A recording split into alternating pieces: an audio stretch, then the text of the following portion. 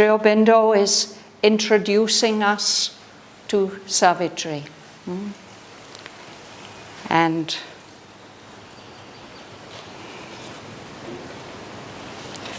in this, what we were reading last week, he is contrasting Savitri's nature with the ordinary human nature. There was this very colorful passage of different images for our human nature. But he says, this is not Savitri's role. To lead, to deliver was her glorious part. A conscious frame was here, a self-born force. That's where I'll begin reading now.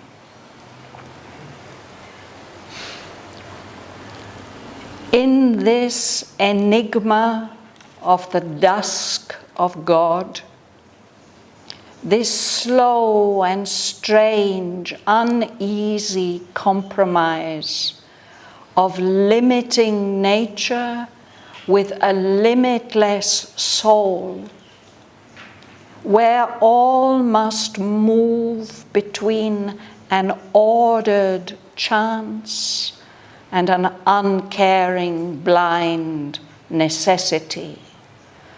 Too high the fire spiritual dare not blaze. If once it met the intense original flame, an answering touch might shatter all measures made, and earth sink down with the weight of the infinite. A jail is this immense material world. Across each road stands armed a stone-eyed law. At every gate the huge, dim sentinels pace. A grey tribunal of the ignorance, an inquisition of the priests of night, in judgment sit on the adventurer soul. And the dual tables and the karmic norm restrain the Titan in us and the God. Pain with its lash, joy with its silver bribe, guard the wheel's circling immobility. A bond is put on the high climbing mind, a seal on the too large, wide open heart. Death stays the journeying discoverer, life. Thus is the throne of the inconscient safe, while the tardy coilings of the eons pass, and the animal browses in the sacred fence, and the gold hawk can cross the skies no more. But one stood up and lit the limitless flame. Arraigned by the dark power that hates all bliss, in the dire court where life must pay for joy. Sentenced by the mechanic justicer to the afflicting penalty of man's hopes. Her head she bowed not to the stark decree, bearing her helpless heart to destiny's stroke. so bows and must the mind-born will in man, obedient to the statutes fixed of old, admitting without appeal the nether gods. In her the superhuman cast its seed, inapt to fold its mighty wings of dream, her spirit refused to hug the common soil, or finding all life's golden meanings robbed, compound with earth, struck from the starry list, or quench with black despair the God-given light. Accustomed to the eternal and the true, her being, conscious of its divine founts, asked not from mortal frailty pain's relief, patched not with failure bargain or compromise.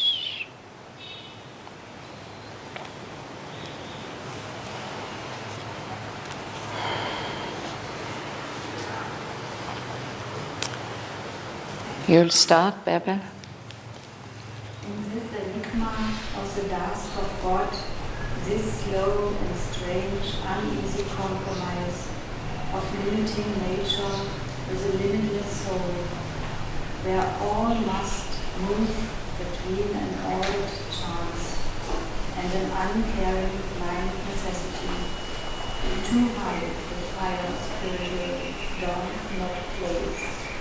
So Aurobindo is speaking about our human life. He says it's a riddle, an enigma, a puzzle, and it's also a dusk of God, a twilight.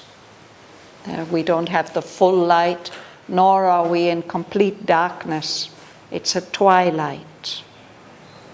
And this world and the life that we live, he says, is a compromise, an uneasy compromise between nature, what evolutionary nature makes of us, limiting our capacities and possibilities. But there we also have within us a limitless soul. So our life and an experience is this slow and strange, uneasy compromise of limiting nature with a limitless soul. Here in our human world, everything has to move between, on one hand, chance. Things seem to be random and to happen by chance, and yet there also mysteriously seems to be some kind of order in this randomness. And on the other hand, we feel that everything that we do, everything that happens, is fixed and determined. There's a kind of necessity that's set up by the laws of nature, which have been determined from the beginning of the universe. No? So there's this movement of our life between what has to happen and what seems to be unpredictable and random.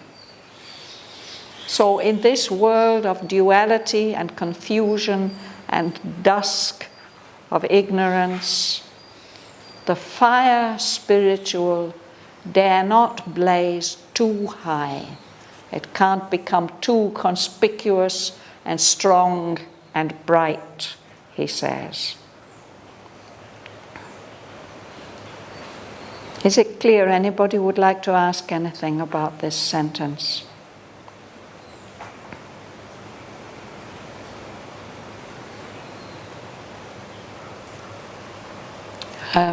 Gentleman at the back, would you read the next sentence, please? Yes. Yeah, we were at the... We Once read. too high the fires, but yes, next line, please. If once it met the intense original flame, an answering touch might shatter all measures made, and earth sink down with the weight of the infinite. Yes.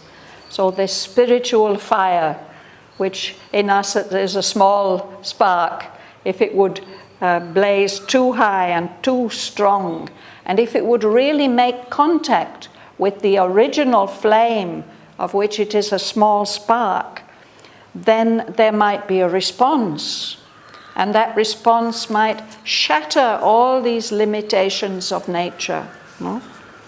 And then this earth, our physical earth, this material world, might be shattered, might sink down because of the immense pressure and weight of the infinite.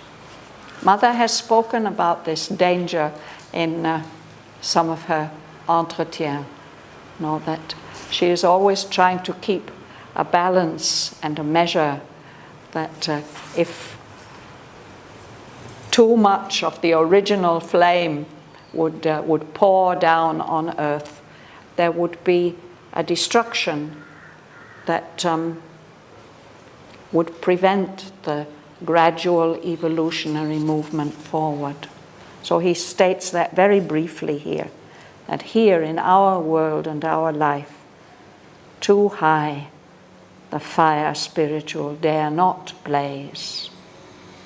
If once it met the intense original flame that is so powerful, an answering touch, a response from there might shatter all the measures, all the limitations by which our life exists. And earth itself, the material principle, would sink down or might sink down with this weight of the infinite. So then he continues to describe the way that we are hemmed in by limitations. Would you read, please? A jail is this immense material world. Across each road stands armed a stone iron wall. At every gate, the huge dim sentinels pace. Yes. This is an old-fashioned, unusual spelling of the word we pronounce jail.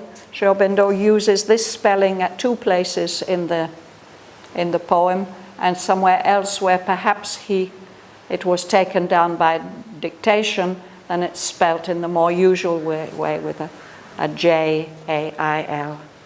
And I remember from my university days that one of our professors explained to us that this word and its pronunciation and its spelling come from two different old French dialects. A lot of English vocabulary that has to do with law and organization, government, has come into the original Anglo-Saxon base of our language with the Norman conquest, when for several centuries French, an old French, was the language of administration. So she said from two different versions of that old French, the spelling, the pronunciation comes from one dialect or version, and the spelling comes from another. Otherwise, it's just English language is full of illogical spellings, but this one is really totally unjustifiable. No? So this whole world is like a prison. And wherever there's a road, apparently a road of escape, no, there's a law barring the way. He personifies this law. It's a guard with stone eyes. And wherever there's a gate you think you might pass out of the prison, there are guards, sentinels, huge, dim sentinels pacing up and down to prevent you escaping. Slava, would you read? Great tribunal of the ignorance and judgment Inquisition. And Inquisition for the rise of night and ignorance on the adventure, so and the dual tables in the current norm is great the titan in us and the goal.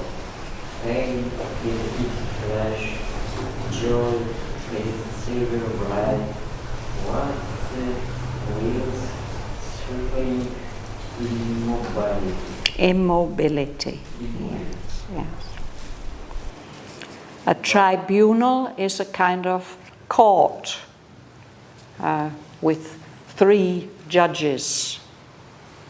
He says there's a tribunal of the ignorance, the magistrates who organize and judge all this, our world. It's also an inquisition of the priests of night. The Inquisition refers to a very terrible kind of religious tribunal or court from the Middle Ages in Europe, which used to try and torture and punish people for their religious beliefs. So there's something like that, a very terrible court which is sitting on judgment on every soul that wants to adventure beyond these limitations of the natural world. And the laws that they rely on, these tables, when we read the word tables, we think of the laws of Moses carved on stone, tablets where the laws are written in stone, they can't be changed. Here it's the dual tables, the laws that have to do with the duality, the oppositions. We are governed by opposites, good and bad, truth and falsehood, right and wrong, high and low, black and white, night and day. We live in a world of dualities and oppositions. So there's a law of duality. And there's also something like the karmic norm. Norm is a standard. So it limits the very amount of variation that there can be. You have to just be within the limits of this norm. You can't go beyond it this way or that way, higher or lower. So those norms, those standards maintained by the rule of karma, of consequence, the consequence of actions, these are restraining, they are holding back our superhuman tendencies. The titan in us, the magnified ego that would like to claim the whole world for its property and its food, and the God, the divine part in us. Both of these superhuman tendencies within us are restrained by these material norms, the norms of nature. And the guards use different methods to keep us within those norms. One method is pain. We won't go too far in this direction because we fear the suffering it will bring. And there's also a bribe. They will pay us, not in gold, but in silver, to stay within the limits. They allow us a small amount of transient joy to keep us within the limits. So these are the ways in which this wheel of karma, this wheel of law keeps turning without ever moving any further. It stays in the same place. It circles, but it doesn't move forward. Shraddhavan, do you know if Sri Aurobindo read Swinburne? I'm sure that he read Swinburne. Because the line here, a jail is this immense material world. Across each road stands armed, a stone-eyed god. Every gate with a huge dim sentinels face a grey tribunal. There's a part where Swinburne says, he hated Christianity, he saw it as the reason for the drabness of the world. Yes. He said, "Thou hast won, O pale Galilean, the earth has grown grey from thy breath." Yes. And this is a very similar image. Yes. Yeah. Thank you. Yes. Yes. It's interesting how we find in this poem echoes, not only from English literature but from world literature here and there. So thank you for identifying that one. Also, allusions.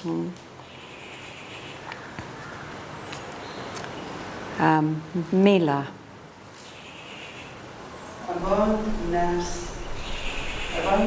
is put on the high climbing mind, a seal on the too large, wide open heart. Then stays the yearning discovery life. Yes, so this is summing that up, how we are kept within our limitations. If our mind tries to soar too high, it discovers that it's tied down, it can't go too far. And similarly, the heart is not allowed to open itself too widely, too generously. And there's life, the great adventurer, the journeying discoverer life. But there's always death to put a stop to its discoveries, to limit how much we can achieve in a lifetime. What is the meaning of stays here? Stays, it means to stop. Stay, stand, don't go any further. Or to hold back. Yeah.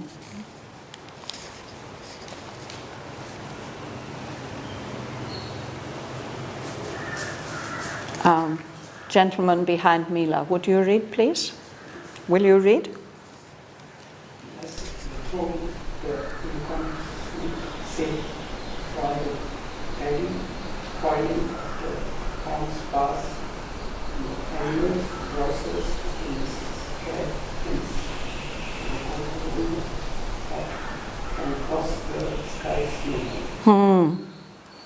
This is a very symbolic sentence, no? So he says, these are the ways in which the throne of the inconscient, it means the rule of the inconscient, the subconscious, the rule of the material world, in fact, is maintained. And time goes on. Eons are enormous, huge stretches of time. They go round and round in circles or perhaps in spirals, but it's happening so slowly, so tardily. The eons pass, and all this time, the animal our animal consciousness. We're kept confined in this sacred fence. It's an allusion to the way that an animal was chosen for the Vedic sacrifice and would be kept within a special enclosure. And because of these limits, the gold hawk, the wonderful, high-flying, powerful bird that is our soul, can't cross the skies anymore. It's tied down.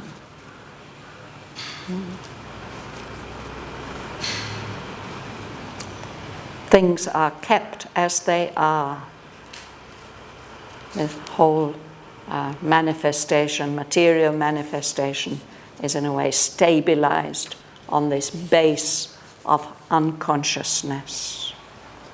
And all these factors prevent that from changing. Kamala.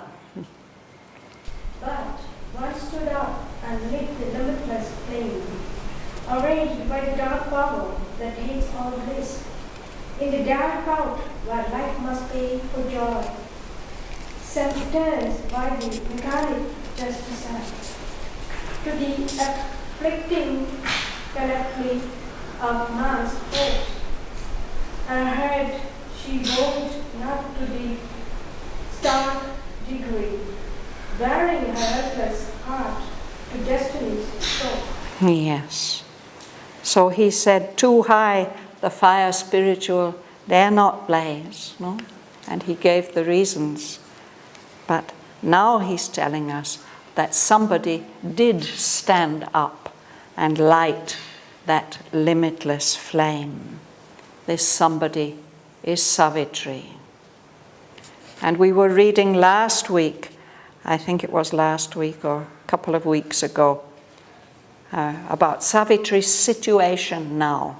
How it's as if she's in a court where she has to plead her case upon extinction's verge. And in the world's death cave, uphold life's helpless claim and vindicate her right to be and love. This is the situation that Savitri is facing now.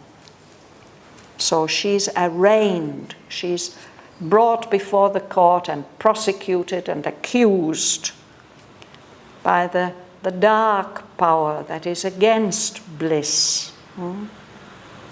And there's this terrible court, this grey tribunal of the ignorance, this Inquisition of the priests of night. She's being accused there in this dire court where life must pay for joy. Joy must be punished. And she is being sentenced by the mechanic justicer. It's as if there's no conscious judge who weighs up the rights and the wrongs of the case and makes an enlightened decision. It's only a mechanic justicer. It's just doing things automatically. So much joy, so much pain. Well, it's a mechanic justicer. So she too, although she's brought so much higher consciousness and bliss with her, she is now being sentenced to the afflicting penalty of man's hopes. All of us have hopes.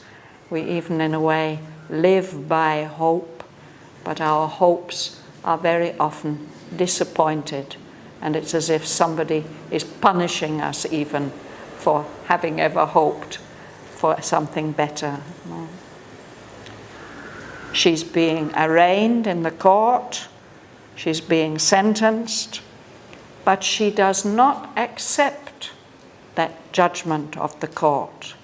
She is not bowing her head to that decree of the mechanic justicer and just willingly exposing her helpless heart to the blows of destiny. She will not do that.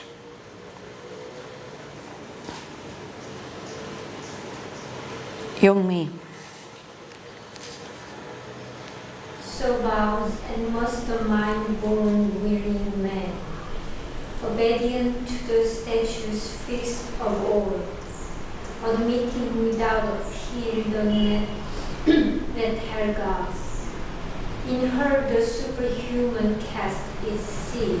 Thank you. So the ordinary human will, the mind-born will in us human beings, we have to accept these limitations and the decrees of the mechanic justicer. We have to obey these laws that have been established in the universe from its very beginning.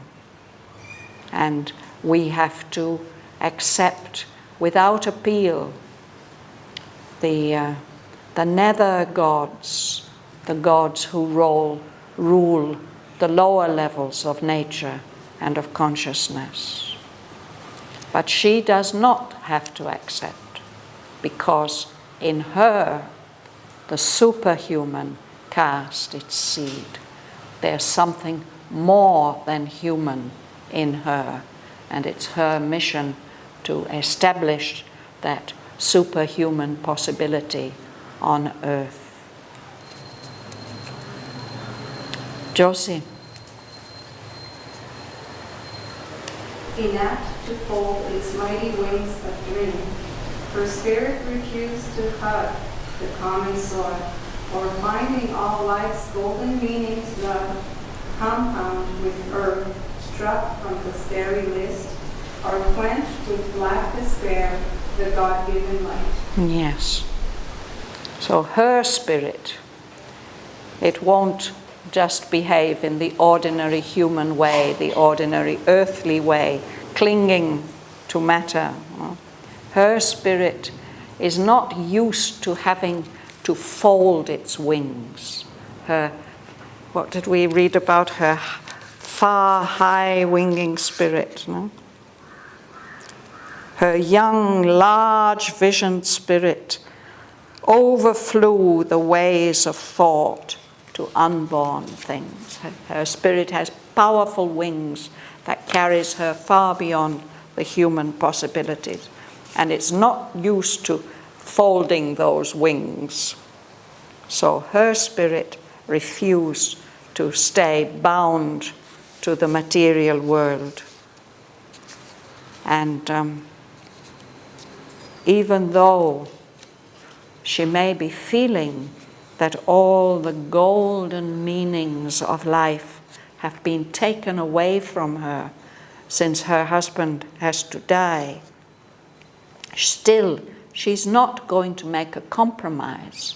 She's not going to compound, to come to an agreement with Earth.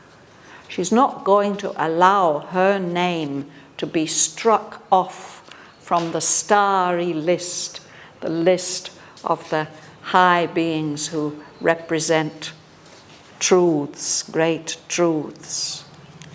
And she will not put out that God-given light that she's carrying with her. She won't allow it to be put out by any feeling of black despair. Matthew. Accustomed to the eternal and the true, being conscious of its divine founts, ask not from mortal frailties pain relief, patch not with failure, bargain, or compromise. Yes. Her spirit is accustomed, it's used to what is eternal, what is eternally true. Her being is conscious of its divine origin. So she is not asking as we might do. We would say, no, it is too much for us. I'm only human. We would ask the relief of suffering through our mortal weakness, we will say, no, it's too much to bear.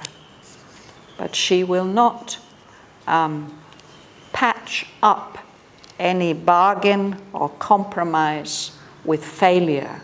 She's not going to even accept the idea of failure. We will see it's so amazing through the course of the poem, this insistence of Savitri's on achieving her aim. She's not going to give it up in the face of any obstacle. She will not patch up a compromise, no compromise with failure, no bargain. Would you read, please? At the back, would you read? Yes? Hema, would you read, please? The work she had to do, the work to speak, writing the unfinished story of her soul, in thoughts and action read in nature's book.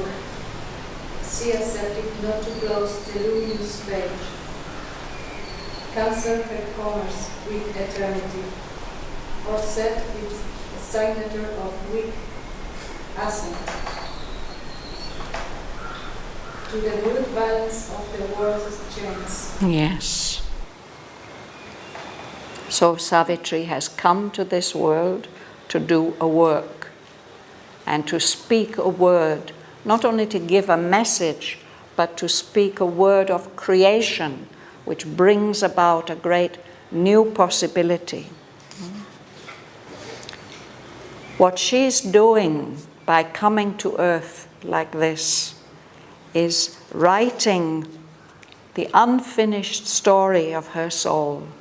She has more work to do, more things to achieve, and she's writing that story in thoughts and actions that will make a lasting impression in the story of nature, as if nature is a book in which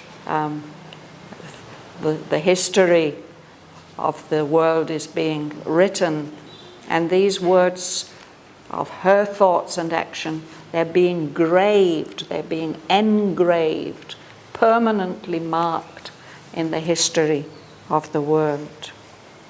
So she's not going to close that page full of light, that page of her story that she's at now.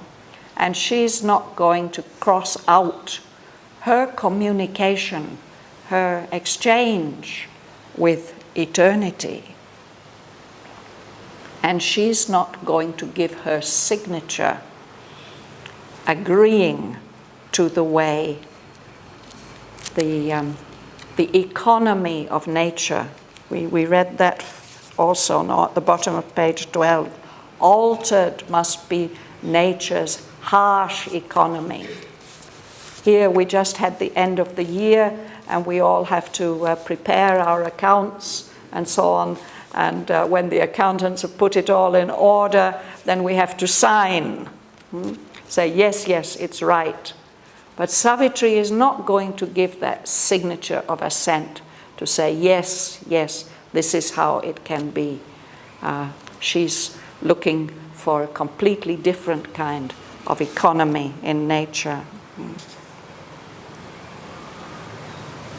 I think we'll stop there for today.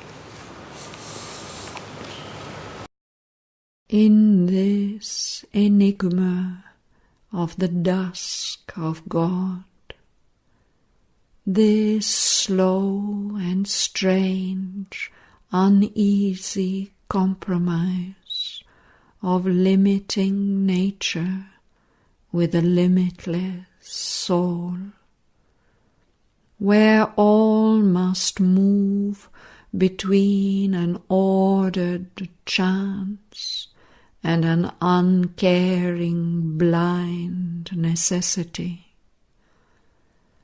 Too high the fire spiritual dare not blaze. If once it met the intense original flame, an answering touch might shatter all measures made, and earth sink down with the weight of the infinite.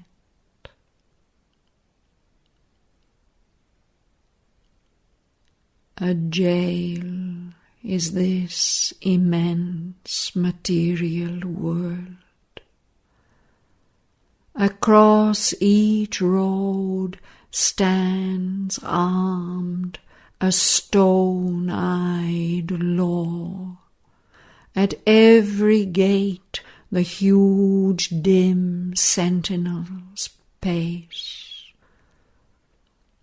A grey tribunal of the ignorance, an inquisition of the priests of night in judgment sit on the adventurer soul, and the dual tables and the karmic norm restrain the Titan in us and the God.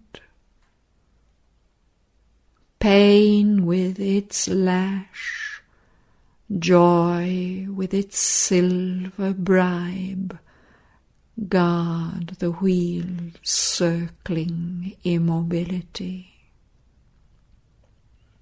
A bond is put on the high climbing mind, a seal on the too large wide open heart. Death stays the journeying discoverer life.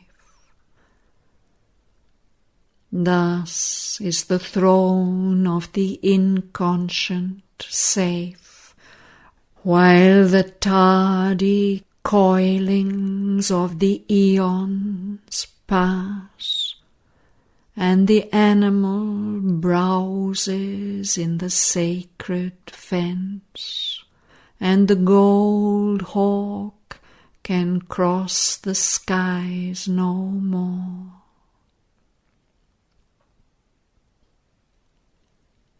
But one stood up and lit the limitless flame.